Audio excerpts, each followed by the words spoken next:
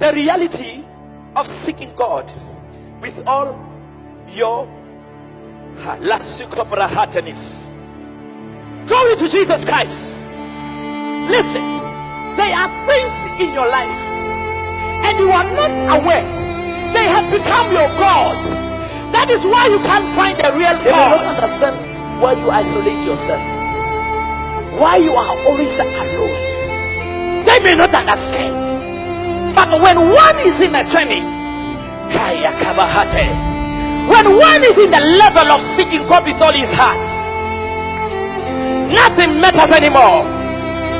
The only thing that matters is him alone. When seeking God with all your husband, are you seeking God with all your heart? When you are seeking God, your life as a Christian is a normal life. But when you are seeking God with all your heart, your life transforms. It becomes something that men will not understand. Today, some of you, I tell you, I see you entering the level of seeking God with all your heart. I say, I see you entering phase 2, the level of seeking God with all your heart.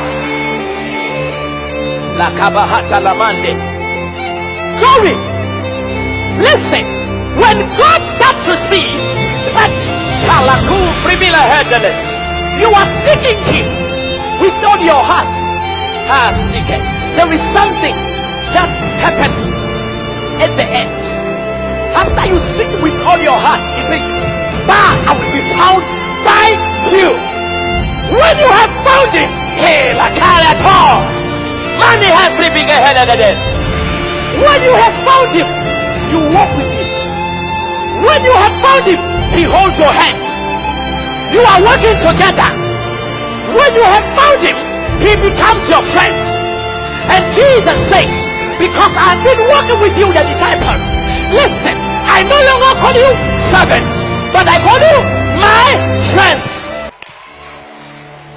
When you have found him, his way, Jesus will test you. You know how? He will say, who do men say I am? And some will say you are the Messiah. Some will say you are Jeremiah. Some will say you are Elijah.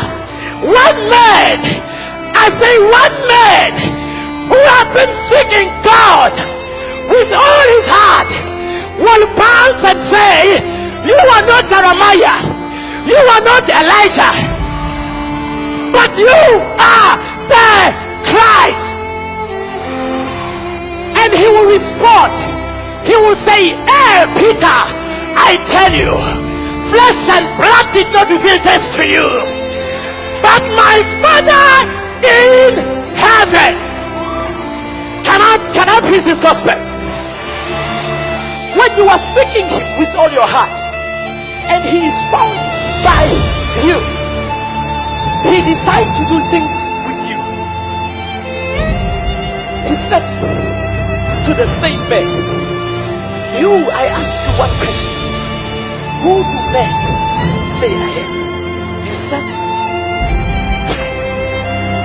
Now, because my Father in heaven has revealed this to you, I'll begin to work with you. As they are walking, he says to this man, listen, I no longer call you. You see, when you have found him, you know his name. And because you know his name, he will change your name. He says, you are no longer Simon. In other words, Simon is something that is tossed by the wind, something that is controlled by the wind. If the wind is going left or right, Simon will go with the wind. But he says, listen, because you are working with me, I want you to be stable. I want you to be equivalent. I want you to be constant. Hey. He says, you are no longer Simon, you are Peter. And he says to this man, because you have seen me and you have found me, because you have seen me with all your heart and you have found me out here, from now on your name is Peter. In other words, Peter, you are the rock, because Peter means a rock. Upon this rock I will build my church. In other words, he is saying, because you have seen me and you have seen me with all your heart and I have been found by you, I have changed your name. You are no longer Simon, you are Peter. You are Peter because you knew me, you found me, you knew my name.